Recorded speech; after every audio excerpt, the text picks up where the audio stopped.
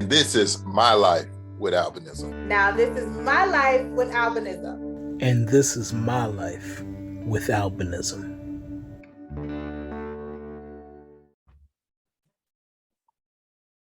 Yeah, and as I was saying, to kind of tie it all together, I think the nature of us having this conversation alone shows the complexity of it in and of itself, because a lot of issues are not cut and dry. A lot of it have a lot of nuance. A lot of it involves the individual itself, the pressures of society, their individual circumstances. What are their motivation? Are they trying to get on? Are they trying to get those contracts? So I think taking all that into consideration entails why mentorship is so important. Those one-on-one relationships that you can build with, especially like the younger generation. I have a mentee now, and just being able to be a positive influence and show different pathways. Like not everybody has to be a model, not everybody has to do XYZ, but just showing them that there are opportunities to do things a different way. And one thing I just want to add on that, I think it's also important, even if you're in your 20s or old like me in your 30s or in your 40s, it's still good to have mentors. You know, find that person who you still want to be in 10, 20, 30 years. Yeah. I'm still working on it. And Treasure, I wanted to ask you, what is some of the feedback you've gotten from people once you begin to be such a big influencer in the albinism community? I got a lot of positive feedback. They love my makeup tutorials. They love my hair tutorials. They love my positivity because I try to stay positive. I'm not going to say I'm perfect because no one's perfect at all, but I do strive to be the best example I can on social media because I do have a daughter who does not have albinism. She has pretty beautiful brown skin. And my kids watch me. My boys, I have 3 boys. They watch me. My daughter watches me. And I just try to put the best me out there because I don't want them to not be proud of their mother. Right. You know, so when it comes to the people in the albinism community, I try to think of it like that too. Not as if they're my kids or anything, more of like, you can live a wholesome, you know, I would say minimalist lifestyle and be happy and content and love God's green earth just the way it is and embrace who you are, because self-love is so important. And when you see just anybody on social media, you can kind of, you can see if they love themselves or not. You can just see what they write, what they show. They like to, people say social media isn't real and that I live in a matrix because I'm always on social media, but it is real. What you put out there is how people are going to perceive you. And I believe wholeheartedly in that. So when I'm on social media, I just think of it like, Treasure, be yourself. Just be yourself. Anybody can sell out for a contract. Trust me. I have multiple opportunities. I don't take them because it doesn't reflect who I am at my core. Right. You know? And you said, hey, we got the show for you and your kids. Look, TLC, I'm ready. But at the same time, I'm not going to be exposing my body. And I'm not going to be, I'm not going to put something out there that I'm not going to be proud of 10 years from now. Because as we all know, there's different layers to you. And I feel like every maybe 5 years, I shed a new layer and I'm a new person. It's an evolution game. You know, there's a lot of things I'm not proud of. Tons of things I'm not proud of. And I felt like if you really knew me on social media and you went really far back enough, but I'm a good scrubber on the on the internet, I'm a good scrubber. You'll think, man, that girl, you know. So no one's perfect, but I have gotten to live myself, my authentic self on the internet so much that I realize what I want to put out there and what I don't want to put out there, what I want you to know and what I don't want you to know. So I try to just be my authentic self on the internet because as I forgot your name, I'm so sorry. As you were saying, right underneath my screen, the other guest. Oh, you're talking about, Philip. Philip, as you were saying earlier, you like to tell, you told some people that where I'm at is just the floor. You know, I want you to go so high that, I mean, I just want you to shoot for the stars, you know? So I just try to put my best, who I am, authentically out there so other little girls don't have to feel that pressure, because a lot of times when you have a disability, you feel like you have to overcompensate, you know? And, you know, overcompensation can get you in some tricky situations. So I just want those little girls and those teens and those young women to know that we all make mistakes, but just know that the internet is not forgiving.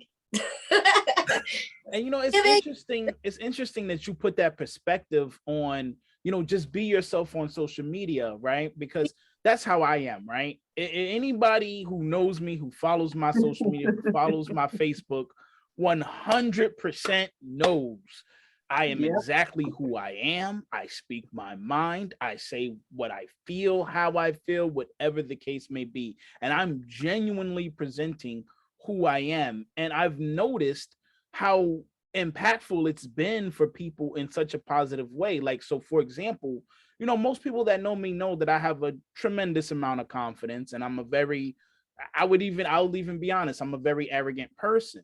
And everyone knows that. You could just look, you know, you could look at my social media for 5 minutes and can tell that. But the thing is is that the positive about it is me being myself and showing who I truly am on social media influences a lot of confidence in other people that really didn't have it otherwise. So, and what I mean by that is this: my inbox is literally flooded, and I mean flooded, with people with albinism telling me, yo, I didn't have confidence until I seen your show, until I started to follow you, until I started to see how you talk and how you carry yourself. And you showed me that I can be a person with albinism who's still highly confident in themselves, highly confident in their skin. And I mean, from older people to younger people to kids to people with and people without albinism, all contacting me and telling me, especially on my Life with Albinism page, telling me, oh my God, you've influenced me to be more confident in myself. And for Can me, I say something? you got it. Well, I was gonna say I'm a like one of examples of that, because I saw his podcast and I watched it for maybe about a year before I reached out, and I said, I think maybe under one of your videos, I was like, I would love to have you on my podcast.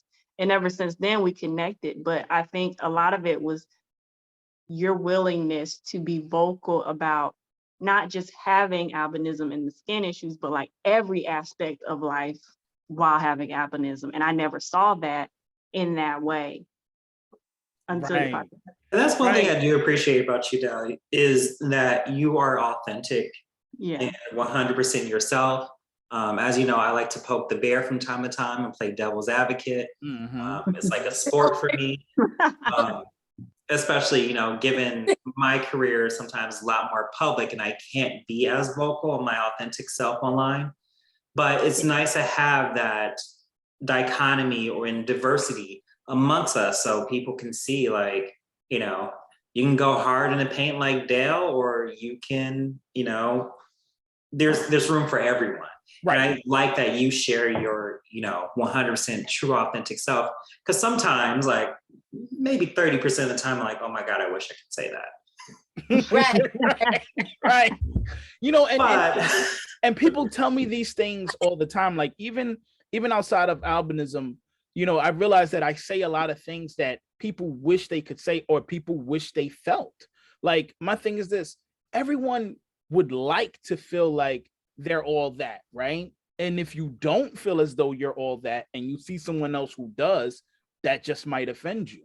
You know what I mean? So I battle between the two, right? So alongside there being a ton of people who tell me, oh my gosh, I didn't have confidence until I saw you and I saw your show, I also get the people that's like, oh, this arrogant jerk or whatever. And I don't care, because at the end of the day, the positive influence that I'm giving to people who may have felt down in the dumps or felt depressed about albinism, and they see my show. And I'll say this one other thing. I've even had a woman who contacted me, and she herself didn't have albinism, but she was dating a man who had albinism. And she sends me a message, and she was like in another country too. I think she was in like Canada or Europe or something like that. And she sent me a message and she said, listen, I had a boyfriend who had albinism and he had low self-esteem. I instantly gave him your podcast and told him, watch this. This will make you feel better about yourself. This will make you feel better about your condition. This will give you more confidence. And he kind of rejected it because his self-esteem was so low that seeing someone talk so highly confident was kind of uncomfortable for him.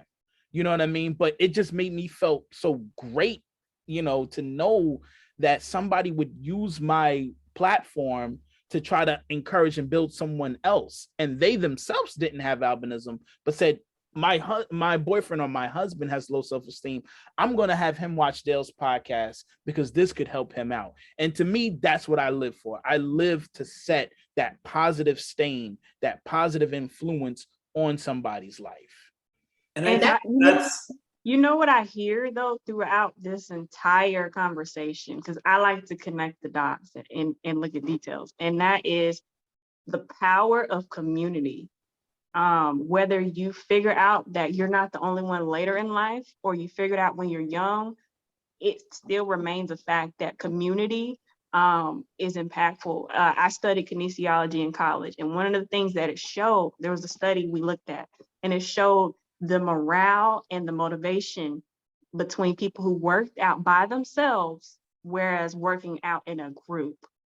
The motivation of those who worked out in a group was higher than those who worked out by themselves, because it requires a sense of intrinsic motivation to work out by yourself. But if you're working out with a group, there's a degree of that intrinsic and extrinsic motivation. But being with other people who challenge you, maybe in competition with you, motivating with you, or just being in the same room, sharing in the same experience, motivates you to continue along that path. The same is with albinism.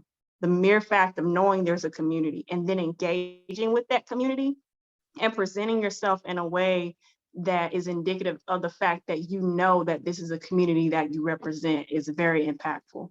And I think the one thing that's really beautiful about that, that reminds me of what I do a lot on my side. So I used to volunteer at sports education camp in Michigan, working with youth with visual impairments out of Kalamazoo. Started a sports education camp in Wisconsin, done sports for visually impaired in DC, here in New England.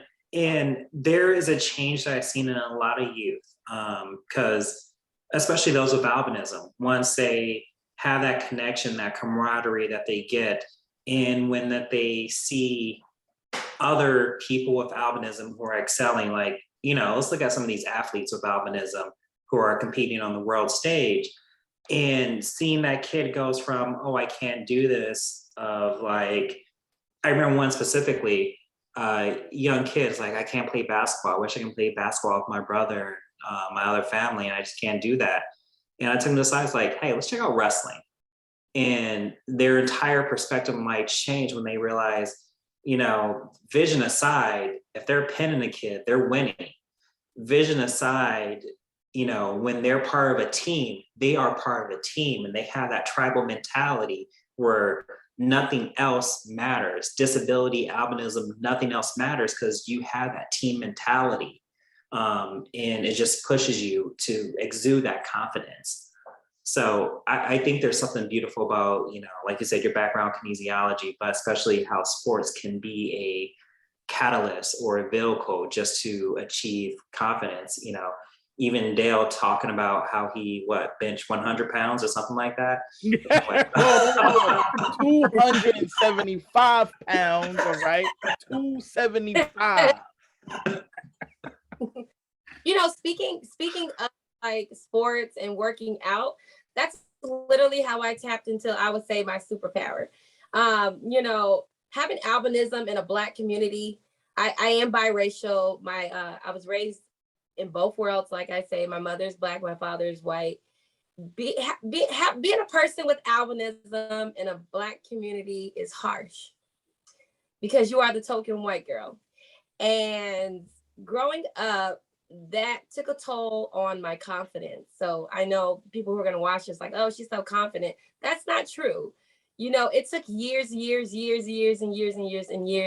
prayer, seriously, and therapy and meditation and a whole bunch of psychologists, you know, seriously. And what really did it for me, it was nice talking to other people from time to time, but what really did it for me was when I got it in the gym and I worked on myself. It did something to me. Like, I cannot just not work out. I have to work out every day or every other day because it's a mental battle. Because in the Black community, I will never be accepted. In the white community, I will never be accepted. So here I am in my own world. So it is really nice to be a part of the community. What do you mean by you'll never be accepted in the Black community? Like, I need you to elaborate on that a little bit. Because I just have never been accepted. I'm, you know, my hair is curly.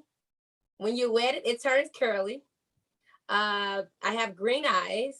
It's just, I'm not accepted, barely, hardly. Here's what I hear you saying. I think, and I'm not speaking for you, but this is me understanding where you're coming from, because that's what I like to do. Here's what I hear you saying. I hear you saying that being biracial is navigating two different worlds in a way that someone who is totally Black or totally white doesn't operate. And I actually have a friend, he doesn't have albinism, but he is triracial. And so I hear all the time about the stories of learning the normalities of each aspect of those ethnicities and then trying to fit into those norms and dealing with the stereotypes. And it is a lot of work. And for people who are biracial, or triracial, or quadracial, those are things that those of us who are just solely one ethnicity don't think about.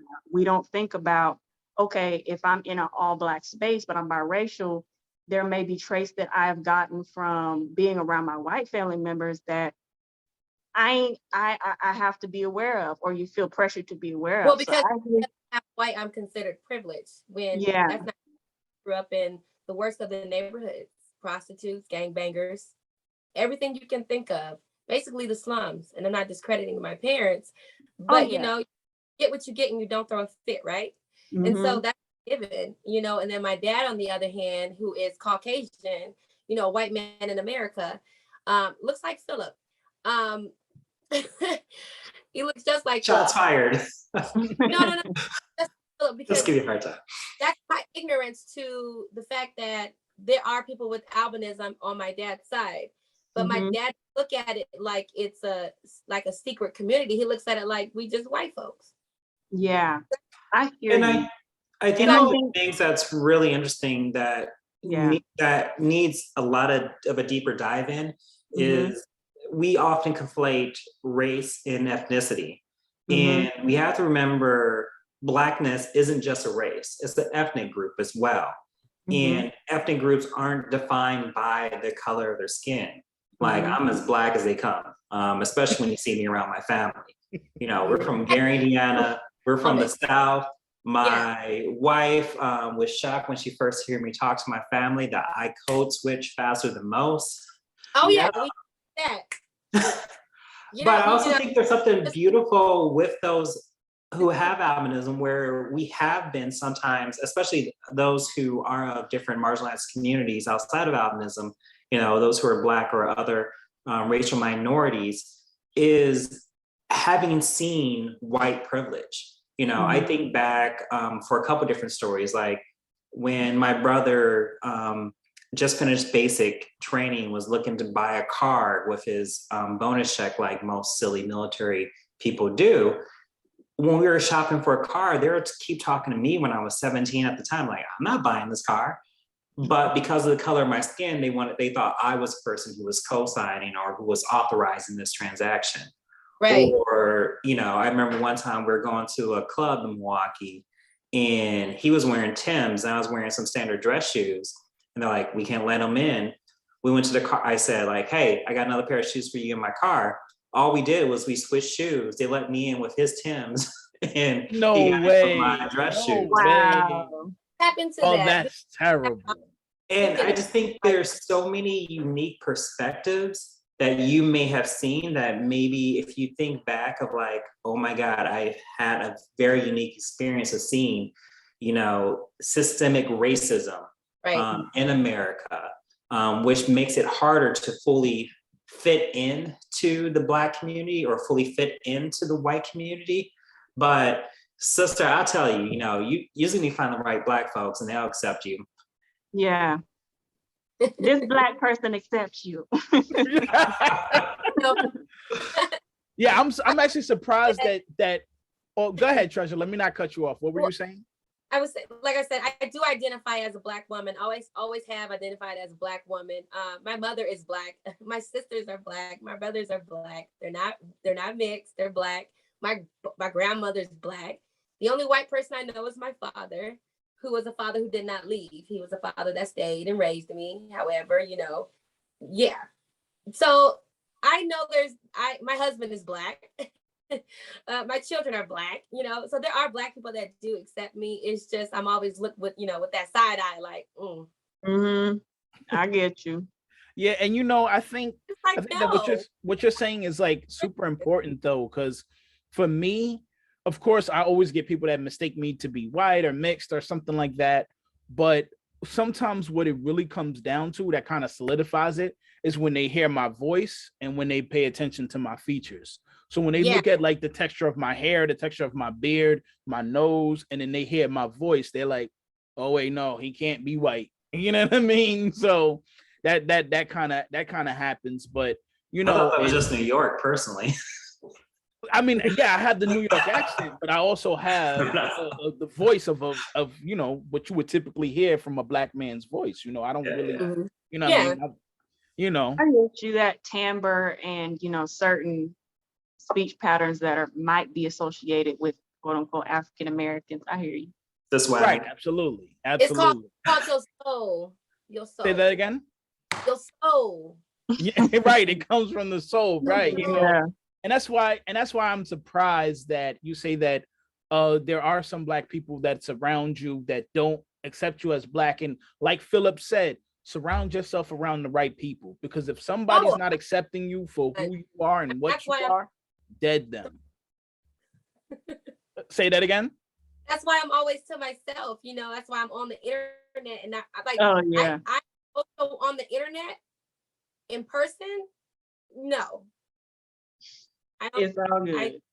But see, you don't even have to resort to just the internet. You just got to find the right crowd of people to be around, because of course there's going to be people that don't accept you, not even just for race, but for any reason, whatever. Well, you could just the thing that she said that really stands out, she found her people at the gym. Yeah. Which I think is beautiful as well. Right. And not only that, I just looked at a story because I'm introverted. For those who don't know, I'm introverted, but I love people and I love interacting with people. But I looked at a study and it talked about friends and the different parameters around how extroverts tend to have more friends, but age is a key factor. So once you hit that 30 mark, the amount of friends that you have in terms of your close circle diminishes quite a bit, and it stays pretty stagnant throughout your life. I'm hearing some ageism here. I'm still put that out there. No, it's true. I'm 23. I'll be 24 on Monday. But it has a lot with environment. It has a lot to do with motivation. Yeah. That fills everybody's cup up on a daily basis on the internet. Yeah. I will fill your cup up. I will make you feel like $1 million. That's what I do because that's what I naturally do. I love motivating people. I love uplifting people. I love just letting them know that there's so much to you. You're complex, right? But a lot of times it's the environment. It's what people do. I'm at the age in my life, if you're not a lawyer, an accountant, a doctor, a analyst, if you can't elevate something in my circle, I can't add you in because I'm at that fact. That's gonna take me from where I'm at to the next level because it's so many moving pieces. You know what I'm saying? Yeah. Mm-hmm. And I think the other thing that you add into the complexity of that is children. You have a bustle of children, which takes up a lot of your, friendship capacity. Yeah. And not even just that, because like for me in particular, just like Treasure said, I'm at a point in life, I mean, I've been there, but I'm at this point in life where it's like, I don't care to have any new friends or to make any new friends if it does not elevate me in some form of fashion, because I'm at that point where it's like, if you don't have your life together at a certain level, I'm probably not going to enjoy being around you, and you probably may not have much to contribute to me. But the only thing I would say that kind of falls outside of that line would obviously be the albinism community. Now, when it comes to albinism, I'll make a friend in a heartbeat. If I see somebody with albinism walking down the street, I'm gonna run up to you, I'm gonna shake your hand, I'm gonna ask what your name is, I'm gonna exchange numbers and all of that. That's the only exception. One of the beautiful things with social media is, partially because I'm completely out there, especially with the albinism community, is finding certain people, making room for, like, I've been an angel investor in other people's business to help them get their business off the ground. I've given business advice for people. I've supported a lot of, up and coming people.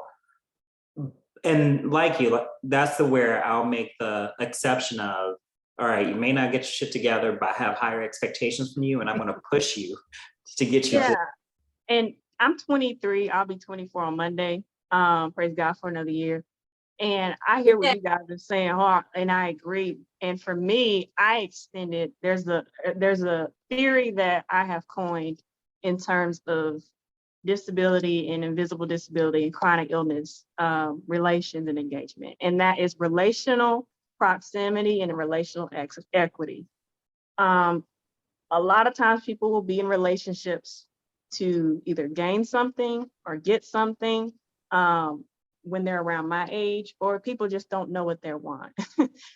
I know what I want, and I have made it a point to not only surround myself, but seek, God for direction for people to connect with that may be along albinism or things that matter to me, or areas where I need to personally grow. And for me, I draw the line with people who are disrespectful, who do not wish to grow in areas of communication, who do not wish to